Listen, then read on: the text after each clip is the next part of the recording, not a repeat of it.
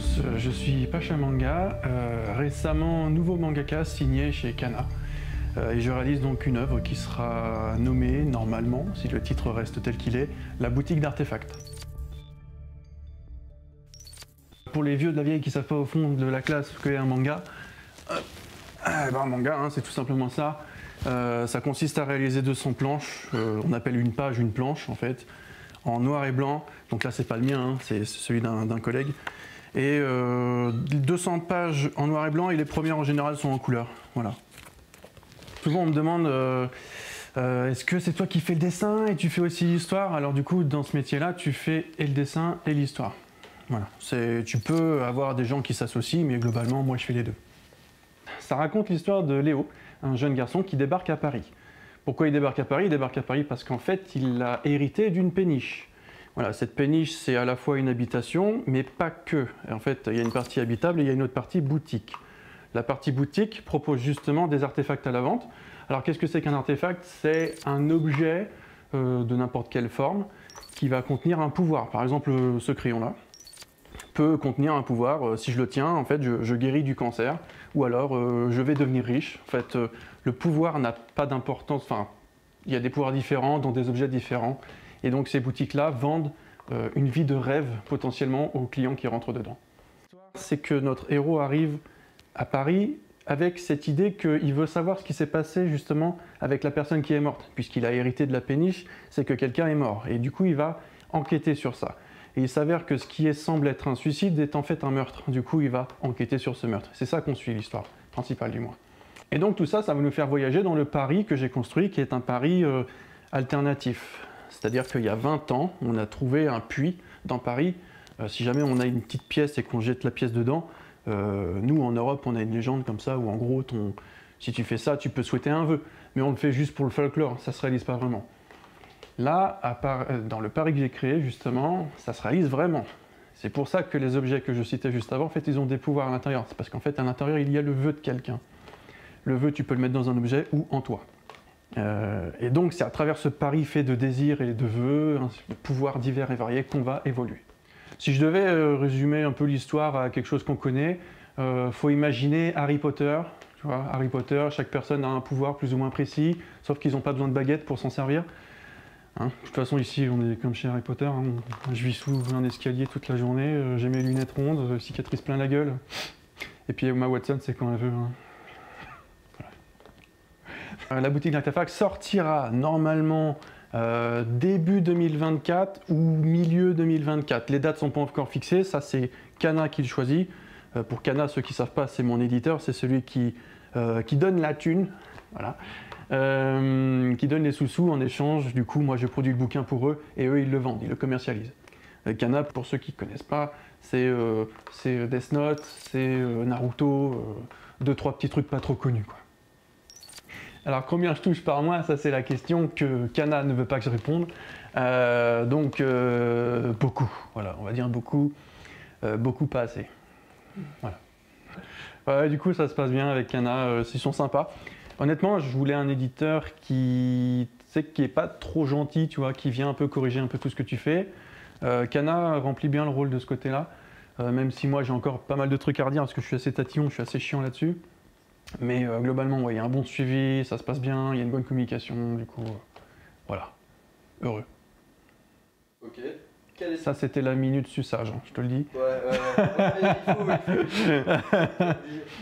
Alors du coup, comment ça se passe pour produire la boutique d'artefacts? Ça a commencé comme tous les mangas en fait. D'abord, tu as l'idée de l'histoire. Ensuite, tu fais ce qu'on appelle un storyboard. Et puis le storyboard m'a pris un mois et demi. Ça peut être plus rapide des fois. Après, tu te mets ici, tout simplement, sur la planche. Et puis, la tablette du coup, puisqu'on est en 2023. Aujourd'hui, tout se fait numériquement quasiment. Et puis, tu remplis les planches une par une jusqu'à ce que tu arrives à 200, quoi. Donc c'est un travail long, ça prend à peu près 8 mois pour sortir un tome classique, sachant que je travaille tout seul, ça c'est l'inconvénient, mais peut-être que quand Kana sera plus gentil avec moi, en augmentant un peu les prix, peut-être que j'aimerais bien avoir un assistant pour m'aider un peu sur les décors et tout ça. Alors l'idée de la boutique d'artefacts vient, c'est débile, tu vas voir, Je sais pas si t'as vu la pub Richie Richie, la meuf chat avec sa robe noire là, qui court sur les toits de Paris, c'est une vieille pub, hein, Si. avec un long ruban rose. Bah, j'ai vu cette pub et j'ai fait « Oh, c'est mignon, la fille chat, machin, sur les toits de Paris, qui vient un peu titiller le mec à un moment donné. Putain, c'est une petite ambiance romantique, machin, sur fond parisien. » Et du coup, en fait, c'est parti d'un décor. Et après, pour l'histoire des vœux, tout ça, c'est parti de mon arrêt de bus. Tous les matins, en fait, j'avais un puits devant moi, devant l'arrêt de bus. Et je me faisais chier. Du coup, je regardais le puits et je me disais, putain, c'est marrant, ils ont mis de la terre dedans. Du coup, on peut pas acheter de pièces. Voilà. Du coup, c'est con, c'est peut-être parce qu'ils réalisent vraiment les vœux. Et puis, je me suis dit, putain, mais s'ils réalisent vraiment les vœux, ça devrait être la merde, en fait, du coup. Parce que tout le monde pourrait faire n'importe quoi et ça partirait en couille. Et du coup, ils ont peut-être mis de la terre à cause de ça. Voilà, bref. J'ai mélangé ces deux trucs-là et puis j'en ai fait une histoire.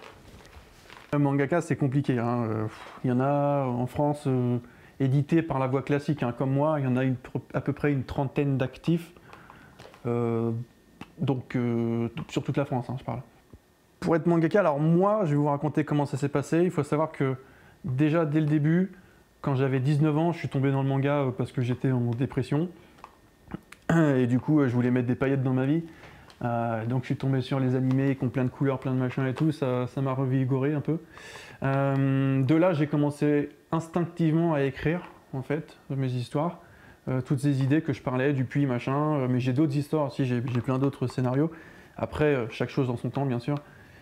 Mais de là, j'ai commencé à dessiner, puis après à faire des croquis, puis après à faire du dessin de personnages pur et dur. Ensuite, après... j'ai commencé à être tellement frustré de ne pas pouvoir faire ça en tant que métier que j'ai découvert que c'était un métier en faisant des recherches, et notamment en regardant un animé qui s'appelle Bakuman. Et en fait, du coup, j'ai compris que les croquis que je faisais chez moi vite fait, bah, ça s'appelait des storyboards. J'ai compris que ce que j'écrivais sur mon PC, ça s'appelait un scénario. Et en fait, j'ai compris que ce que je faisais chez moi le soir après le boulot, bah, c'était un métier qui s'appelait mangaka, en fait. Voilà. Et de là... après, j'ai fait des études normales, ce que je conseille quand même à tous ceux qui auraient des idées plein la tête de vouloir faire mangaka. Assurez-vous quand même d'avoir un diplôme, parce que comme je dis, on est 30 en France. Pour la petite histoire, du coup, j'ai rejoint une école. Ok, cette école-là, on était 25 à l'entrée, et à la sortie, on était 3 à vouloir continuer de devenir mangaka. Et sur les 3, il n'y a que moi qui ai réussi pour l'instant. Voilà. Donc, c'est un taux d'échec assez violent. Et encore, ça, je vous parle de ceux qui ont été dans une école, donc ceux qui ont eu des cheat codes, hein, qui ont pu bénéficier de cours avantageux. Il y a aussi tous ceux qui sont autodidactes et qui se démerdent chez eux. La quantité de gens qui essayent et qui n'arrivent pas, tu peux pas imaginer en fait, tu sais pas en fait. Bah, c'est hardcore, hein, t'imagines. Parce que tu as la famille qui t'aide et tout, qui te paye. Les études sont à Paris, hein, donc déjà tu payes le loyer. Et ça dure 4 ans, hein, donc c'est 4 ans de loyer parisien. Plus l'école en elle-même qui coûte 18 000 balles. Sans aucune certitude de bosser derrière. Sans aucune certitude de bosser là-dedans derrière. L'investissement, c'est genre... c'est presque à perte. C'est un coup de poker. Ouais. Alors, pour les débutants, pour ceux qui voudraient se lancer justement par rapport à ce que j'ai dit, assurez-vous quand même d'avoir un diplôme ou deux, hein, en poche, histoire de, si jamais vous échouez, évidemment, le gars derrière sa télé, je sais très bien que lui, il est en mode « Non mais moi je vais réussir ». Oui. Sauf que, comme je disais, moi, les 25 qui ont échoué, je les connais, et c'était tous des gens qui étaient convaincus de réussir. Donc, assurez-vous d'avoir un taf. Je dirais qu'il faut savoir si vous êtes vraiment motivé ou pas. Mangaka, sur le CV, en vrai, il y a un point d'interrogation. Tu sais pas en fait ce qu'il faut comme compétence. Et du coup, tu vas devoir trouver toutes ces réponses toi-même. Je sais pas, moi, le nombre de soirées où j'ai dit aux potes « Non, ce soir, je suis chez moi, je dessine », je peux te dire que j'ai perdu des potes. Hein. Voilà. Moi, j'ai connu le manga assez tard au final, du coup, parce que j'avais 19 ans. Donc 19 ans, c'est quoi? C'est fin lycée. Et du coup, j'ai connu le manga plutôt vers 2010, ce qui fait qu'à ce moment-là, c'était des mangas un peu olé olé parfois qui arrivaient, des trucs où on voit un peu de culotte, un peu de machin. Alors du coup, j'ai commencé par ça. Après, j'ai fini par regarder un peu ce que les autres considèrent comme des classiques. Et encore, j'ai pas rattrapé tous mes classiques, hein. Les plus gros mangas, genre Naruto, One Piece, je les ai pas vus. C'est trop long, il y a trop de trucs à rattraper. Par contre, j'ai vu à côté, j'ai une liste, hein, sur mon PC, je dois être à 150 animés à peu près. Pour ce qui m'inspire du coup le plus, j'ai vachement poncé Nisekoi en copie, parce que oui, du coup, j'ai beaucoup copié, hein, pour apprendre. Une espèce de drama, oh là là, t'as copié, mais je connais personne qui n'a pas copié. Donc Nisekoi, j'ai beaucoup copié. To Love Ru, j'ai beaucoup copié aussi, même si mon style est assez différent de To Love Ru. Par contre, j'adore les travaux de l'auteur. Et dernièrement, il y a des styles un peu plus déstructurés que j'aime bien, comme No Guns Life, voilà, qui est un manga un peu plus brut hein, dans l'ancrage, un peu plus violent, que j'aime beaucoup. Et l'auteur vers lequel j'aimerais le plus tendre, ce serait peut-être celui qui a fait Black Torch. Voilà, j'ai un style qui pourrait se rapprocher un peu de Black Torch, éventuellement. Alors, est-ce que c'est mon seul projet Non, j'en ai d'autres, mais pour l'instant, je suis vraiment concentré uniquement sur la boutique d'artefacts. Je fais qu'un seul projet à la fois. Hein. C'est rarement possible en fait, d'en faire deux en même temps. Et du coup, je compte sur vous pour acheter tome 1, 2 et 3, parce que pour l'instant, mon contrat ne concerne que 3 tomes. Passer le 3e tome, s'il se vend toujours bien, en gros, je continue sur la boutique d'artefacts. Si jamais ça se vend pas et que ça marche pas, à ce moment-là, il faudra peut-être que je passe sur un autre projet. Comme je disais, j'en ai plein d'autres en stock, et voilà. Mais celui-ci, la boutique d'artefacts, est un de ceux qui me tient le plus à cœur quand même si c'est pas mon scénario numéro 1.